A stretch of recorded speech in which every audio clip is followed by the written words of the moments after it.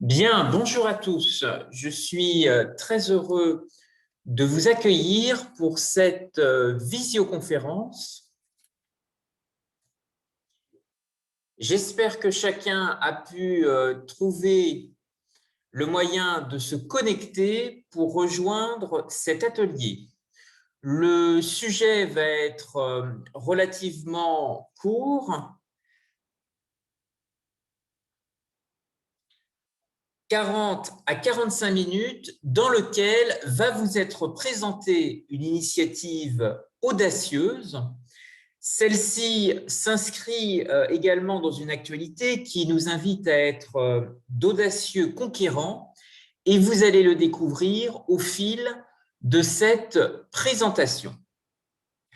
Elle sera aussi déclinée en anglais pour favoriser la compréhension de participants qui seraient anglophones. Je pense en particulier aux îles anglo-normandes, Jersey et Guernsey, que nous avons aussi associés à ce débat aujourd'hui sur la Youth Bank avec nos amis irlandais. Je vous remercie en tous les cas pour avoir répondu à cette invitation par votre présence. Alors, pour introduire le débat d'aujourd'hui, je voudrais rappeler l'œuvre d'un très grand écrivain qui a été visionnaire en proposant les États-Unis d'Europe. Cet écrivain précurseur, c'est Victor Hugo, qui a beaucoup regardé l'océan avec une œuvre exceptionnelle qui est Les Travailleurs de la mer. Et dans cette œuvre, Victor Hugo imagine la figure d'un roi au crinier de l'océan qui refuse l'usage de l'or et de l'argent sans son autorisation, et la seule monnaie dans son royaume est le coquillage, dont la mer est l'inépuisable coffre-fort. Alors, cette prophétie n'est pas tout à fait un hasard, puisqu'elle s'est matérialisée d'une façon assez étonnante dans les liens entre les liens transmanche entre la France, le Royaume-Uni, mais plus particulièrement l'Irlande, puisque des ostréiculteurs se sont associés avec des courtiers en coquillage et sont partis tenter leur chance en Irlande. Certains ont racheté des exploitations et ont fondé Sophie Shellfish, la société franco-irlandaise. Dans la baie du Mont-Saint-Michel, je pense que tout le monde a connaissance de la grande richesse de ces terroirs que nous avons dans la baie, de Cancale à Blainville-sur-Mer, et très régulièrement, des fêtes, des festivals, des foires aux huîtres permettent justement de valoriser cette grande tradition. Ce qui est également intéressant, c'est de voir que finalement, dans ces échanges entre baie du Mont-Saint-Michel et Irlande, il y a eu également une très grande convoitise autour des coquillages, et en particulier des huîtres, qui représentent aujourd'hui une filière considérable, mais aussi des valeurs. On considère que 86% des huîtres irlandaises partent aujourd'hui vers la France, ce qui montre très bien l'importance de ce couloir transmanche, de cet arc atlantique avec nos voisins irlandais.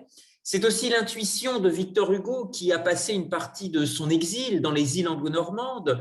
La dernière étape de sa vie a été ces 15 années littéraires extrêmement importantes, notamment à Guernesey, à Hauteville House, et je crois que c'est un écrivain qui a eu justement un flair assez remarquable à travers son œuvre des Travailleurs de la mer. Le coquillage est une monnaie toujours utilisée en Afrique et dans l'océan Indien. Donc on est sur un sujet qui, historiquement, est très puissant en matière d'innovation. Alors, les huîtres sont un processus qui est assez long, puisque 3 à 4 années d'élevage sont nécessaires pour obtenir une huître commercialisable. Alors, c'est un processus qui est largement subventionné par l'Union européenne, d'où le lien avec nos amis irlandais, avec la baie du Mont-Saint-Michel. Et l'ostréiculture, pourtant, ne s'invente pas, puisque les naissins qui arrivent sur les côtes vont suivre plusieurs étapes de croissance et iront ensuite mûrir dans un terroir spécifique. Voilà en tous les cas un exemple de relations étonnantes qui ont pu exister avec nos voisins irlandais. Et c'est aujourd'hui un beau symbole en ce mois de mars qui célèbre la Saint-Patrick. Alors, il y a eu aussi une alchimie étonnante qui est la complémentarité acier transmanche, charbon irlandais, gallois et jerseyais. C'est un pôle d'échange qui a énormément stimulé les relations maritimes, à la fois au niveau de ports de la Manche, mais aussi de ports costarmoricains. Peut-être que certains d'entre vous ont en souvenir les charbonniers de Jersey, qui étaient ces bateaux qui transportaient du charbon et qui ont eu un rôle extrêmement important avec les côtes bretonnes, normandes et les pays celtiques, en particulier avec Cardiff, dans le pays de Galles, qui était un carrefour extrêmement important pour l'exportation du charbon avec le reste du monde. Sur les photos qui apparaissent, vous pouvez apercevoir aussi d'autres ports qui ont eu une histoire transmanche extrêmement forte.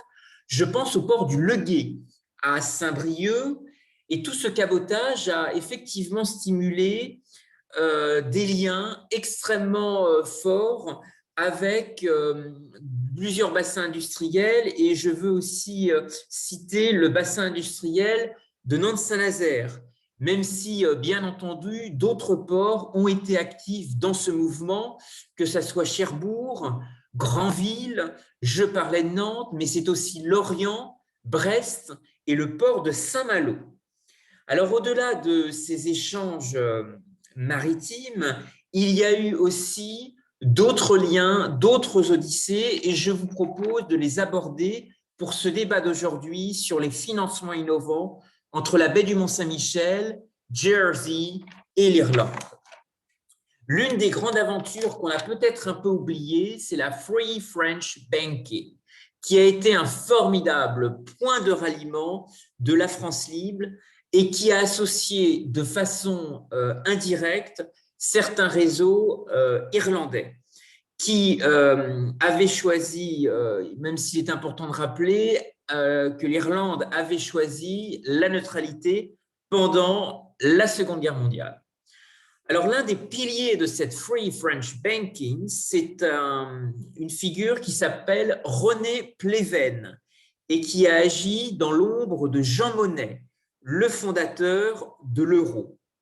En tous les cas, tout ça pour vous dire que ces relations avec l'Irlande se sont aussi forgées dans des périodes de crise. Et la mémoire des conflits est encore très forte aujourd'hui, et de très grandes plumes irlandaises ont aussi matérialisé cette mémoire. L'un des plus illustres est un prix Nobel de littérature que vous connaissez sans doute, qui s'appelle Samuel Beckett. Alors voilà un partenariat historique qui nous permet de nous projeter aujourd'hui dans un contexte très particulier lié au Brexit et plus largement à la question des frontières, puisqu'avec le Brexit, qui remet fondamentalement en cause les libertés communautaires que nous avons connues, les libertés de circulation, les transporteurs irlandais cherchent aujourd'hui à contourner le Royaume-Uni pour rejoindre l'eurozone.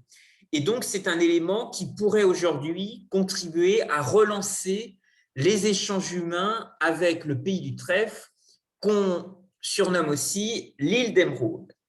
Alors, pour relancer ces échanges et réfléchir à de nouvelles modalités dans ces autoroutes de la mer, L'actualité a beaucoup parlé du rôle des compagnies maritimes, mais il y a eu à ce titre une grande place qui a joué un rôle stratégique dans ces autoroutes de la mer, c'est Venise, et qu'on a bien souvent oublié et qui a été extrêmement ingénieux pour partager des risques, puisque la Sérénissime République a été la première place dans l'échange de parts dans des navires. Les marchands du grand commerce mondial y échangeaient des participations dans des galères divisées en carats et mises ensuite aux enchères pour le développement de l'arsenal de Venise. Alors, l'ouverture de Venise sur le commerce méditerranéen, le commerce du Levant, a aussi nourri des relations étonnantes avec des comptoirs irlandais, mais aussi des comptoirs de la sublime porte qui était l'Empire ottoman. Et il y a eu un événement majeur qui a été souvent oublié, ce sont des cargaisons humanitaires qui ont été envoyées par le sultan pour apporter une aide humanitaire à l'Irlande. Et il y a encore des traces de ce contact qui ont été tissées avec la sublime porte et les échelles du Levant. Et tout l'enjeu d'aujourd'hui, il est justement de partager de la prise de risque, de l'inclusion financière, de nouveaux vecteurs d'échange, et c'est un sujet qui est sur les devants de l'actualité. Depuis 2016, le FMI a publié des études relatives à l'impact des technologies blockchain sur l'économie mondiale et interroge les possibilités d'inclusion financière. Alors, une autre actualité qui a aussi marqué les esprits, c'est celle d'un diplomate qui s'appelle Jean-Yves Le Drian et qui a lancé une campagne à travers une tribune qui a été publiée le 2 janvier dernier, France, your EU closest neighbor, France, votre voisin le plus proche. Et cette tribune publiée dans les colonnes du Irish Times est assez facile à retrouver et elle permet d'illustrer assez bien toutes les formes de coopération que l'on peut co-construire avec Jersey et en partenariat entre la baie du Mont-Saint-Michel et les îles anglo-normandes. En tous les cas, cette tribune a le mérite d'ouvrir un débat que je vous propose d'ouvrir et d'élargir aujourd'hui au sujet de la Youth Bank. Alors, j'ai voulu construire cette présentation en apportant le vécu et le recul d'un expatrié, puisque j'ai rencontré plusieurs représentants de la diaspora irlandaise au Moyen-Orient, où j'ai travaillé plusieurs années dans le Golfe Persique. Et donc, le débat que je vous propose d'avoir aujourd'hui sur les financements innovants s'inscrit dans la recherche de nouveaux leviers de construction et d'interdépendance européenne. L'argent doit être considéré surtout comme un levier, un tremplin qui a été beaucoup utilisé par les diasporas pour créer et pour investir. Et donc, l'argent est vraiment une forme d'énergie universelle pour faire bouger les choses et transformer les visions en réalité. Voilà, alors ce voyage dans l'espace et dans le temps me permet de faire la transition avec le débat d'aujourd'hui, à savoir, qu'est-ce que Newsbank ? Alors, c'est une publication que je vais vous présenter aujourd'hui et qui fait suite à un travail d'écriture avec des entrepreneurs et des cadres dirigeants. Il y a plusieurs années, j'ai invité à Paris le fondateur irlandais des Youth Bank pour présenter son concept. Et pour mieux comprendre l'alchimie de ce projet, je vous propose de regarder et de visionner une petite vidéo en anglais que vous pouvez retrouver facilement sur YouTube. Je vous enverrai le lien et les planches de cette conférence pour que vous puissiez facilement découvrir et comprendre le fonctionnement de manière opérante et l'implication des acteurs. Et cette petite vidéo, je vous encourage à la parcourir sur YouTube. Elle est en anglais et elle vous permet d'apporter un premier élément, un premier aperçu sur le sujet « Qu'est-ce qu'une Youth Bank ?» Alors, l'idée, pour revenir à sa jeunesse, à ses origines, a essaimé aussi au Royaume-Uni. Et elle est née dans les années 90 en Irlande, où plusieurs organisations en charge de l'expression citoyenne des jeunes s'unissent pour collecter des fonds et notamment financer des projets portés par des jeunes avec une vocation citoyenne. La particularité de ces youth banks, c'est qu'elles sont gérées essentiellement par des jeunes âgés entre 20 et 25 ans, mais des référents plus âgés peuvent aussi venir en appui. L'un des éléments importants de cette expérimentation, ça a été aussi de faire en sorte que des facteurs de paix prévalent sur des facteurs de guerre. Et donc, le dispositif a aussi permis de réconcilier des catholiques et des protestants en mobilisant des acteurs jeunesse. C'est quelque chose de très important et je vous propose de découvrir comment se positionnent les youth banks. Alors, il s'agit d'une structure de financement participatif dédiée aux jeunes talents porteurs de projets innovants et qui va être très performant dans la mise en relation et le modèle de gouvernance, puisque l'objectif est d'être une structure gérée par les jeunes pour les jeunes. Et donc, l'idée est d'amener des jeunes générations vers le goût d'entreprendre et la prise de risque. Et donc, au final, gérer les graines d'un écosystème en matière de création de valeur dans tout ce qu'il y a de plus fort au niveau philosophique, que ce soit Aristote, Démocrite ou même les pensées et les travaux de saint Thomas d'Aquin. Alors, il ne s'agit pas de faire doublon avec des dispositifs existants, mais plutôt de trouver des modes d'action très innovants, ce qui veut dire que les missions de la Youth Bank sont variées. Il y en a 5 principales. La première, vous l'avez compris, c'est la mise en relation. La mise en relation de jeunes talents porteurs de projets innovants et des investisseurs locaux. Il existe aussi d'autres missions qui sont notamment d'obtenir des conseils personnalisés, des orientations vers des mentors, des réseaux qui souhaitent aider à accélérer le projet. Sur ce volet, la Youth Bank se veut plutôt un lieu de ressources et c'est un véritable incubateur de l'engagement. Donc la Youth Bank est aussi un outil qui permet de flécher des financements, des dispositifs publics d'appui à l'innovation. Et enfin, le pilier fondamental, c'est de proposer une participation financière. Et là, la décision d'attribution du financement est déterminée par une commission collégiale regroupant les membres de la Youth Bank et au vu de l'intérêt citoyen du projet, de son originalité et de sa viabilité.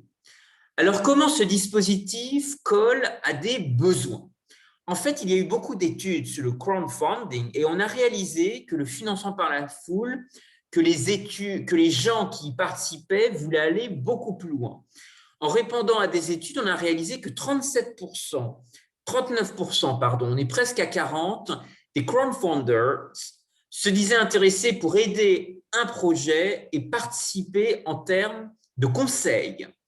Et en réalisant une analyse sociologique un peu plus fine, il est important de bien identifier les freins et les accélérateurs à l'entrepreneuriat des jeunes.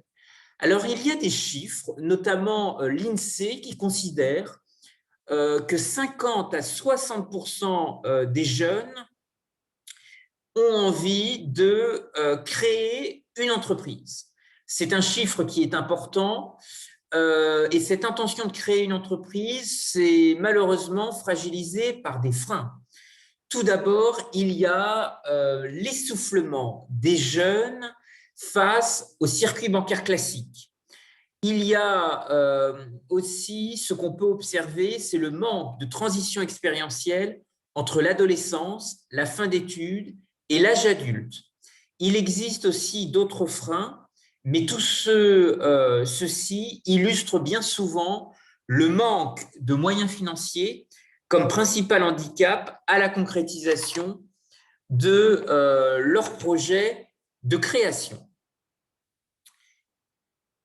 Alors, de nouveaux défis, il y en a, ils sont nombreux. Je crois qu'il faut citer la révolution numérique qui est extrêmement importante et qui fait aussi évoluer l'esprit d'entreprise. C'est un peu ce qu'on appelle la digital revolution qui contribue à modifier en profondeur et qui pourrait, à ce titre, proposer des alternatives intéressante pour créer de nouveaux liens, de nouveaux échanges entre la baie du Mont-Saint-Michel, l'Irlande et les îles anglo-normandes, Jersey et Guernsey. Donc c'est, je pense, un prisme à travers les jumelages qui pourrait justement les mettre en place et encourager de nouveaux échanges. Cancale est jumelé avec Saint-Clément, Avranches est jumelé avec Saint-Hélier. Et puis, dans la baie du Mont-Saint-Michel, nous avons aussi Granville, qui est jumelé avec Saint-Brelade. Voilà, en tous les cas, c'est ce qui révèle encore une fois un intérêt pour connecter les territoires et les intéresser à expérimenter des youth banks. Pour que cela fonctionne, il est important aussi de préciser que la déclinaison locale, notamment en Irlande et au Royaume-Uni, s'est articulée grâce à des golden rules. Cela prendrait un peu trop de temps à les expliquer. Toutefois, je vous propose de retenir l'une des règles fondamentales. C'est que les youth banks doivent être créés et gérés par des jeunes, même si des coachs et des mentors peuvent les soutenir, les aiguiller, les aider, mais sans les influencer. Alors, quelques missions structurantes sont aussi à retenir pour réussir l'architecture de la Youth Bank. Il faut des piliers solides. Parmi eux, on retrouve toujours la même chose, c'est de pousser des jeunes à s'associer et donc mener un travail permanent de sensibilisation, d'événements thématiques et de mise en place de réseaux. Ce qui peut expliquer dans la mise en œuvre du modèle irlandais et du modèle britannique de structures assez fortes de confédérations. Il existe des confédérations, des youth banks en Écosse, en Irlande, en Angleterre, et ces pôles vont être justement là pour apporter un support logistique, mais aussi institutionnel. Et donc, ce modèle irlandais des Youth Bank pourrait tout à fait se transposer en France avec la baie du Mont-Saint-Michel comme territoire d'expérimentation, en y associant les missions locales, les jeunes chambres économiques, les comités de jumelage. J'ai parlé de Cancale, mais aussi Avranches. Il y a bien sûr Granville. Et puis, ce sont aussi les espaces de coworking. C'est des partenaires transmanche, la Maison de la Normandie, les coopérations décentralisées, les relations européennes et les jumelages transmanche avec la baie du Mont-Saint-Michel qui peuvent certainement être des locomotives. Et c'est à ce titre le sens de mon ouvrage qui développe des préconisations pour expérimenter une Youth Bank pilote dans la baie du Mont-Saint-Michel, en expérimentant peut-être une relation triangulaire avec Avranches, jumelée avec Saint-Hélier, Cancale, jumelée avec la paroisse Saint-Clément, et Granville avec Saint-Brelade. Et donc, la parution que j'ai coécrite avec des entrepreneurs et des cadres dirigeants propose justement différents scénarios de mise en place. Et donc, je suis très heureux de vous accueillir, de vous annoncer la publication d'un livre blanc que vous pouvez trouver facilement sur Internet et qui est un outil extrêmement intéressant pour débattre de la faisabilité de ce dispositif participatif. Imaginez une banque participative dans la baie du Mont-Saint-Michel. Alors, c'est une publication en français, mais que je peux également vous transmettre à l'ensemble des participants de cette visioconférence, si vous êtes intéressés, en format numérique, pour aller vraiment dans le sens d'un laboratoire d'idées. Parce que je crois que c'est aussi la vocation de la baie du Mont-Saint-Michel, qui, pendant longtemps, a été un pôle d'innovation avec des échanges de pièces de monnaie en bronze et en étain qui ont été très structurants dans les échanges entre l'Armorique et l'Irlande, mais aussi avec Césarée, l'ancien nom antique de Jersey. Et je suis sûr que cette riche histoire, parce que la baie du Mont-Saint-Michel a aussi été un laboratoire avancé pour permettre aux chevaliers des croisades de transmettre leur patrimoine, cette riche histoire peut certainement encourager de nouveaux leviers qui peuvent s'imaginer en permanence.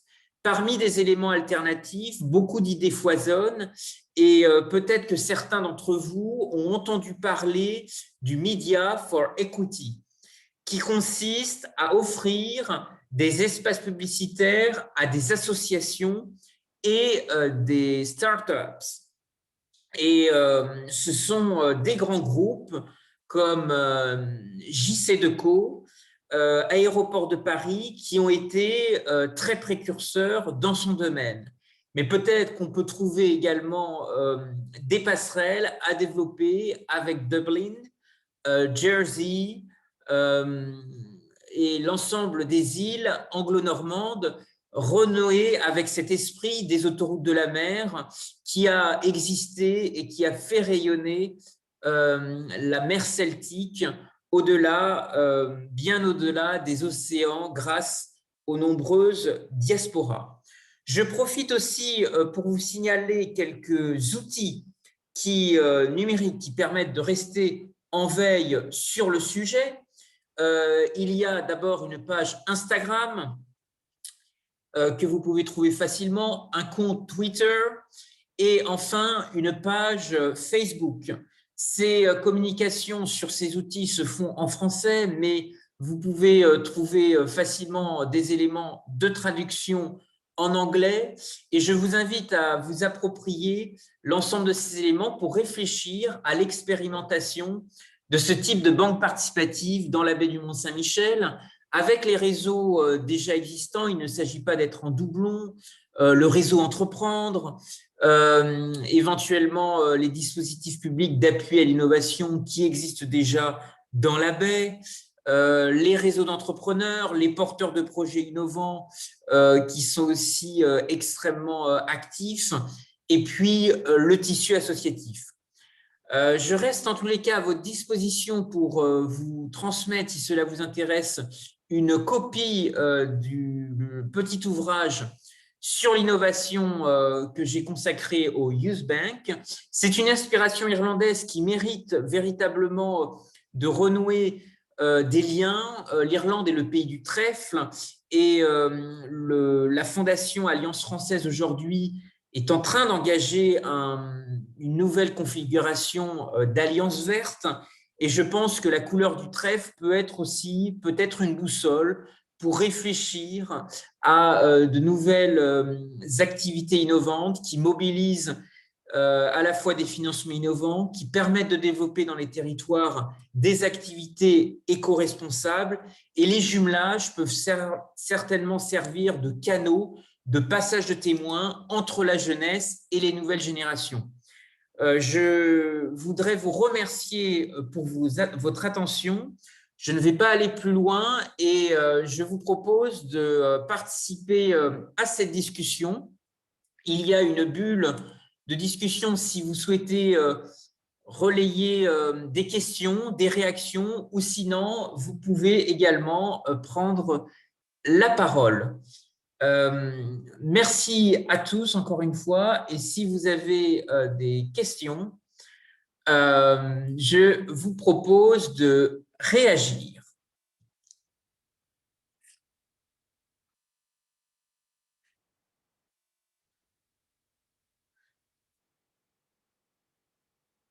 Alors, il y a une bulle discussion où vous pouvez également mettre en avant des questions, des remarques, et dans lequel vous pouvez également faire part peut-être d'intuitions ou de propositions qui vont dans ce sens, à savoir